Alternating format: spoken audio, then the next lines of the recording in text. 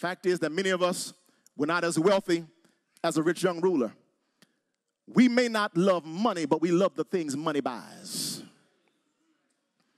And Jesus says today, I got good folks at CPC. I love them.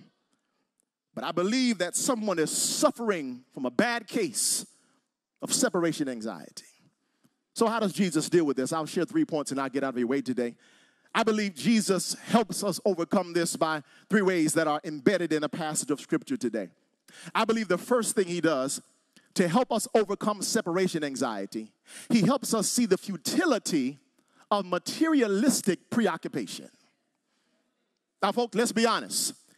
If you are living in a city like this, it does not take much to be preoccupied with stuff. Come on and say amen. Don't leave me by myself.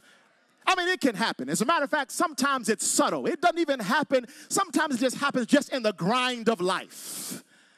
But Jesus wants to share with this rich young ruler, watch this, the first thing that Jesus tells him to give up, he says, I want you to put it on the screen. Watch this.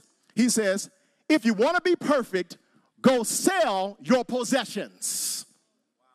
That's the first thing. Now, that's a tough word. Come on now. Think about everything you own right now. Think about it. You say, not much, huh? Think about your net worth if it's not depressing. All right, are you hearing me today? Jesus says, sell everything, all of your possessions. Now, I don't believe that Jesus placed this in Scripture because he wants all of us to sell everything we have. He placed it, hear me today, he placed this in Scripture because he knows that many of us are predisposed to materialism.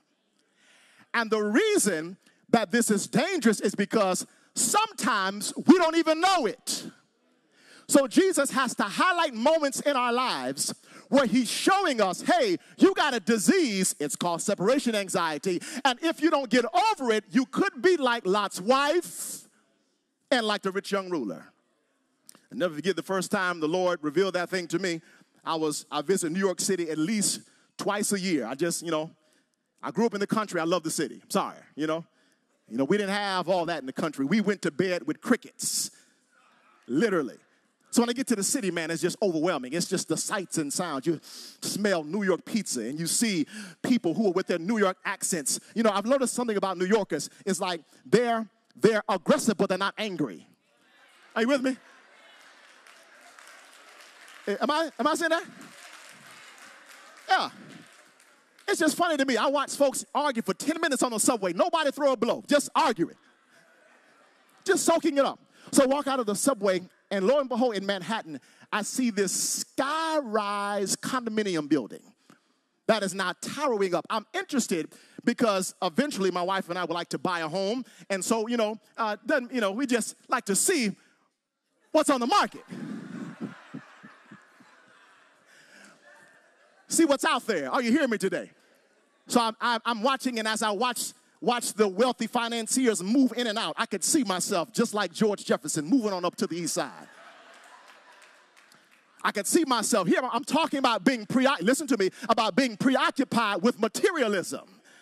I could see the butler calling my name, Brother Frank, as I walk in. Mr. Jacobs, good day, sir. Thank you. I could see my laundry being delivered to my door as they have it hanging up for the next day work. I could see myself walking in and out, not taking a car, not Uber, but on the metro. Are you hearing me today? I saw it. And so when I got home, that should have been the end of the story. But I got a little inquisitive. So I decided to get online just to type in to see what was happening. But what happened was, you must understand now, Google, they watch everything. And this company evidently was watching everything. They thought they had a wealthy millionaire on the other end of the internet waiting to purchase a condo. Now they sending me $7 million condominiums, asking me if I want to come take a look. And I got a problem now. Here's the problem.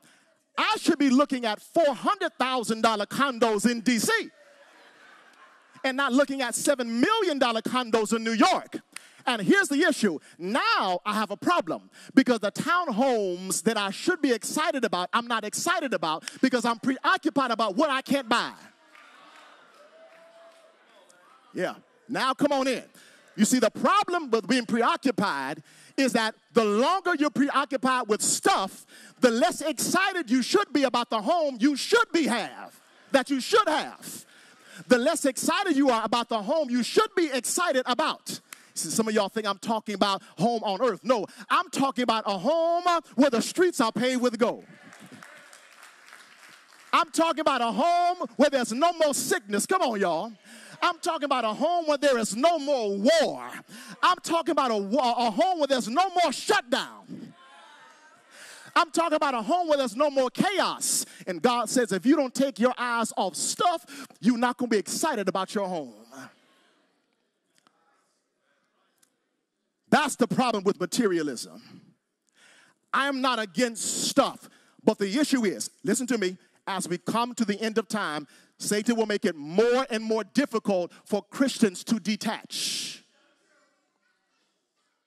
Pride of life, lust of the flesh, lust of the eyes.